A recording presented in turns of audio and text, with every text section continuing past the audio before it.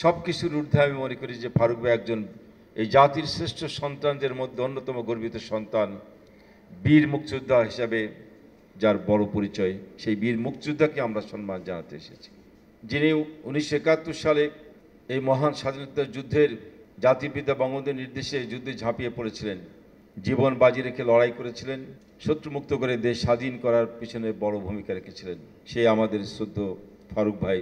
আমার সঙ্গে তার সর্বশেষ দেখা হয়েছিল ঢাকা উত্তর সিটি কর্পোরেশন নির্বাচনের সময় কয়েকটি অনুষ্ঠানে। আর এর আগে তার সঙ্গে আমার যতবারই দেখা হয়েছিল সেগুলো ছিল সিনেমার পর্দায়। তার সঙ্গে আমার খুব সামনাসামনি দেখা হওয়ার সৌভাগ্য হয় নাই। আমার একটু মনে আছে তার অভিনয় সম্বন্ধে। এটা সম্ভবত 1976 সালের দিকে আমরা দুজন গিয়েছিলাম লাঠিয়াল সিনেমা দেখতে।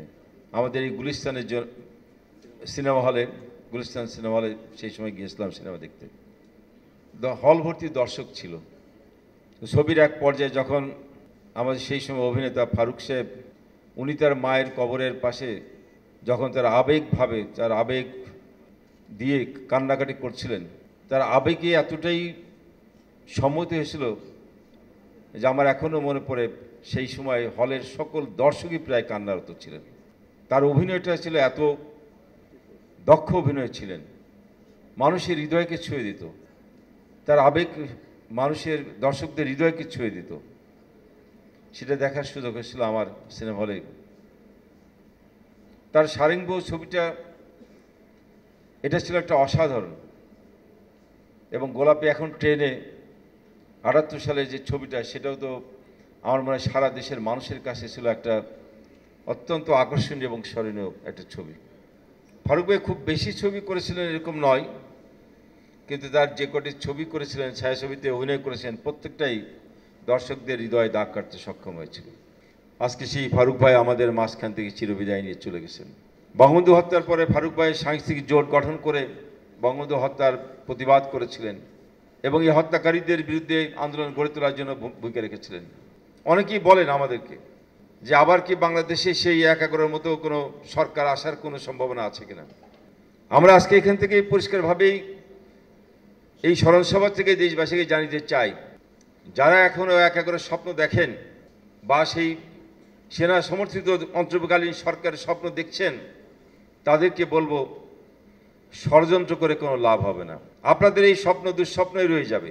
এই বাংলাদেশে আর দ্বিতীয়বার 11 সৃষ্টি হওয়ার কোনো সুযোগ থাকবে না। কারণ 2007 সালের আগে ক্ষমতায় ছিল বিএনপি এবং জামাত।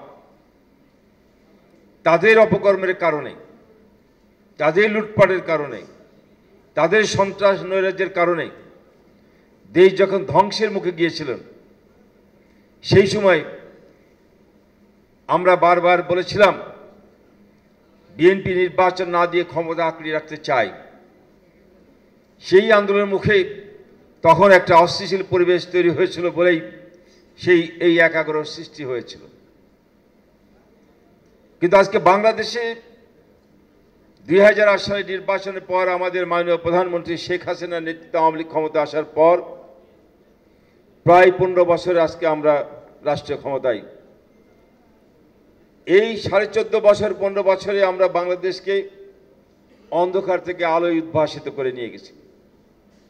শেখ হাসিনার দক্ষতা, তার বিচক্ষণতা, তার নেতৃত্বেই আজকে কিন্তু বাংলাদেশকে চরম দরিদ্র দেশ থেকে আজকে উন্নয়নশীল রাষ্ট্রে পরিণত করেছেন এবং 2031-এর মধ্যে বাংলাদেশকে মধ্যম আয়ের দেশে উপনীত করার পথে দ্রুত এগিয়ে যাচ্ছেন। সংবাদ, ফিচার ও অনুষ্ঠানের জন্য ভিজিট করুন সংবাদ প্রকাশের ওয়েবসাইট এবং যুক্ত থাকুন ফেসবুক পেজ ও ইউটিউব চ্যানেলের সঙ্গে।